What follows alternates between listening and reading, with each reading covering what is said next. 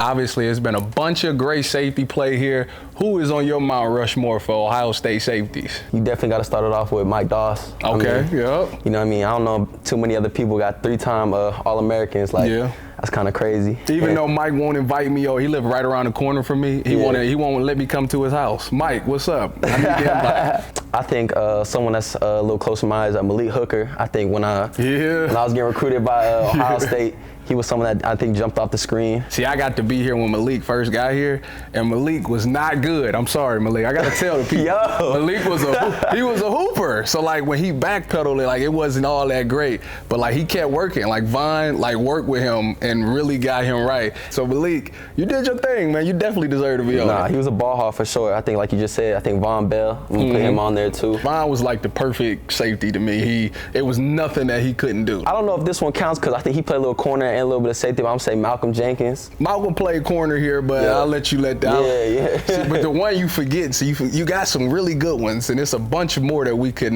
throw out there. But you got to put Jack Tatum on there, man.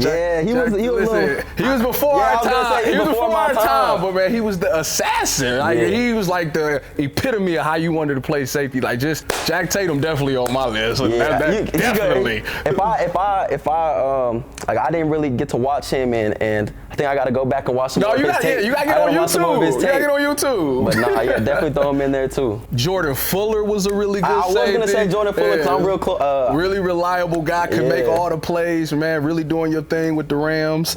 It's a lot of good safety play here. Yeah. You knew more than me. You knew more than me. Listen, I did my history. Like I was obsessed with it. Like I'm like, but a guy who we missing that he don't got the accolades was Christian Bryant. Okay. Christian Bryant had the heart of a lion. He was the heart and soul of the defense in 2012 and 2013. But if you played with Christian, he had you run through a wall. Like that dude had me hurt. So Christian Bryant definitely deserved to be on there. Oh, and CJ Barnett too. Yeah, I didn't want to be biased, but I would have threw. CJ is like CB. He don't got the accolades. Nah, that's cool, man. No, I think I would have definitely put Jordan Fuller on there, like you said, for short tackler. I don't think. I mean, anytime the ball scored on there, he was getting on the ground, like regardless. Yeah, I would have definitely threw CJ in there too. He always telling us about his glory days and make sure we know. But I think both them two dudes could be on there as well. Yep. So there's a lot of tradition here at Ohio State. Yeah. And I kind of just want you to tell me what is tradition to you? Tradition to me is something that just been going on for generations. Something that when you get here, you understand exactly what it is. And from everybody that you've seen before, that's just how things rolled around here. So like for me, like the team up north game, they're weak. You get the game obviously, but then you got senior tackle that's in front of it. And to me, I got emotional a little bit seeing some of my guys go because senior tackle is like the last time, these guys is going to really pretty much practice on that field. Obviously, bowl practice, you might go off to the site, but to see them hit that sled and hear their speeches, because these is guys that you kind of grow up with. They say that you adopt brothers, like when you get here, y'all don't know each other, but you spend 4 years together or 3 years or whatever the case may be, y'all become close.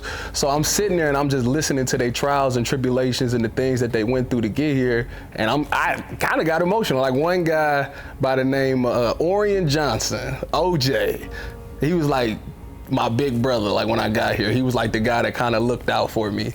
And I was redshirting the year that he was a senior, but he was the guy, like we had pretty much the same body type. Like we was both really tall, kind of big, and he played nickel. This is back when the nickels was like 6'3". And to hear him go out and say the things that he was saying and know like, man, wow, like this like the last time I really played with this guy, it kind of made me sad a little bit. So that tradition, senior tackle is one, and obviously the team up north game is, because it's war for real. Like it's one of those things where you grow up watching it and you think you understand, but until you get in the game, like playing at the game and actually on the field, you like, man, like it's really like that. Obviously, when I got my time to shine, I had that same mentality. It was like dominate these dudes, show no love to none of them, like because they don't care about us, so we don't care about them. Yep. And we're gonna show y'all that we the most dominant team, we the better team, no matter what y'all do. Trick plays, if y'all want to play in the parking lot, we gonna beat y'all in that too. So that type of tradition, just being dominant over them, was like big to me too. No, most definitely. I think for me, The first one is just as a freshman getting your black stripe off. Oh, yeah. That tradition right there, especially like when you get here as a freshman, you looking up to all the older dudes. You just really trying to earn their respect. Yep. So I think biggest to me is like how long it take you? I was the second one to get my black stripe off. You better than me, because it took me to the season to get mine off. The first one was Court Williams. When Court came in, I mean, he was down pat, all business, and that wasn't a surprise to anyone. So I was the second one got off. I got off in the scrimmage in the shoe. I think one of the plays was mine broke off a big run. And I think I chased him down just like and got him on the ground. And then I had some PBUs and stuff, but I remember that meant a lot to me. Josh Proctor was my OG, took off my black stripe and stuff. That meant a lot. And then like you said, that senior tackle. When I first got here, I didn't really understand it and didn't realize how much it really meant until my freshman year. I'm watching OGs like Coop talk, and man, Coop was a great speaker. Like Coop could move the room, sure like you said. He get you to run through a wall too. So seeing Coop talking, and last year, some of my best friends like Zach Harrison and Ronnie Hickman, watching them talking, because I really was going through it with them guys. And really, you get to see like, you know how your friends, they different around you, but then they get out there, they get in front of their parents, they get emotional. So it's kind of crazy to see that effect that it had on them. And then just being a senior this year, this is going to be my senior year, just realizing that, man, this probably my last year, and just all the memories I had, and then just the excitement coming in this year, and just knowing that eventually I'm going to have to make that senior tackle too, man. It's just, I think, like you said, that's tradition, and excited for that. I'm happy for you, man. I didn't get to do mine, but I'm glad you get the experience. All right, so you've obviously been to the national championship. You won a national championship. I kind of just want some advice of what it took to get there, how y'all got there, and basically just that whole journey. Obviously, that season wasn't just glitz and glamours. We went through a lot, you know. Obviously, coming into that season, the year before, it was like pretty much how y'all did last year. We lost to Michigan State in the Big Ten Championship, then we lost to Clemson. So coming into that season, Coach Mick, all he said was, we are only as good as our last game, and we suck. Yeah. And they would show like low lights, like people getting ran over, people dropping the ball in practice, and it infuriated us, you know. So the off season was crazy that year. Everybody was like locked in to trying to get better, because it was about changing the tape, changing the narrative.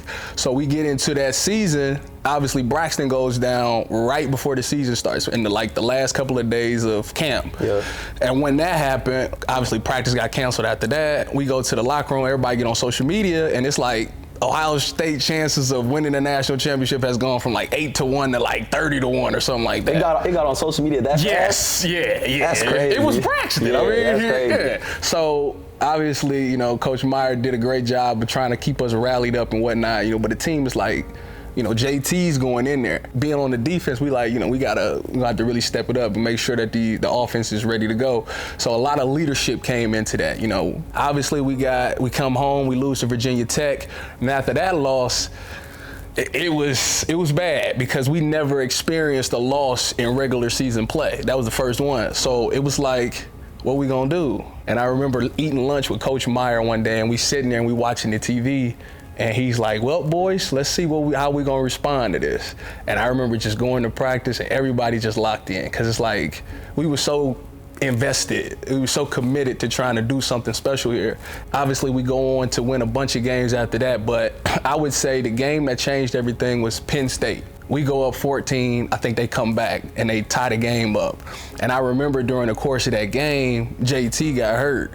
I think a lot of people might not know this, but JT like messed up his like knee or something, where he could barely run the ball. And Joey ended up getting a walk-off sack. But that game was the game that we found out like no matter how good or bad things is going, this team will never give up. So every game, that's how we took it. Like, we're not gonna give up. We're gonna keep swinging, keep fighting. And that's how we won a lot of games, till we got to, obviously, JT getting hurt. When JT, one of them dudes, if he can play, as long as JT got a heartbeat, he gonna play. Like, I don't care what's wrong. If his heart is beating, he going. And when he went down and couldn't get back up, it was like, oh man, so now Cardale coming in again. Now, you know Cardale, obviously that's my roommate. It's been my roommate all college, and it's like, I don't know how he gonna respond. I know Cardale can throw, but I don't know what he gonna do in the game. Obviously he get in the game and he lights it up, tears it up, and the thing was, we loved each other. I think if anything, you could take anything from this conversation, it's about love. And I tell everybody, you wanna know the secret recipe to winning the championship? Is that I love my brother and my teammate way more than you love yours. We love each other. I don't wanna let my teammates down. Like, it means that much. Like, I run through a brick wall. For me, it was game plans at safety where I was standing next to Joey in the box. Yeah. Had no business down there, but I had to do it because that's what it took to win, and I didn't care. It was such a selflessness of that team and such a love for each other that it didn't matter who you played, we was gonna find a way to win that game. So for me, it's loving your teammate and making sure that at the end of the game, you can look your teammates in the eye and they know that you gave it everything you had. Yes, sir. All right, Lathan, man, it's been good talking to you, man. Like, go out there, make sure y'all have a really good year. It was great catching up. Obviously, we got the same mindset when it comes to our Mount Rushmore. It was nice for me to give you this advice. Now it's time for y'all to go out there and change things around here. It took 12 years to bring a national championship here from the time since Mike Doss left to the time I got here. Now it's y'all time. I can't do it for you. All I can do is cheer y'all on, and all Buckeye Nation can do is cheer y'all on. If y'all need anything, any advice, let me know, bro. I'm always here to talk to you. But bring home that ring. Get that Big Ten ring. Get that national championship ring, bro, because I'm telling you right now, it's something that nobody can ever take away from you. And it's something that y'all will be like this for the rest of y'all life, no matter what. Because every time you look at that ring, all you're going to say is, we did it. Yes, sir, man. I appreciate y'all time, man. I appreciate the advice, and every time, man, we get to reach out to you, you always give us great advice, and now let's do it.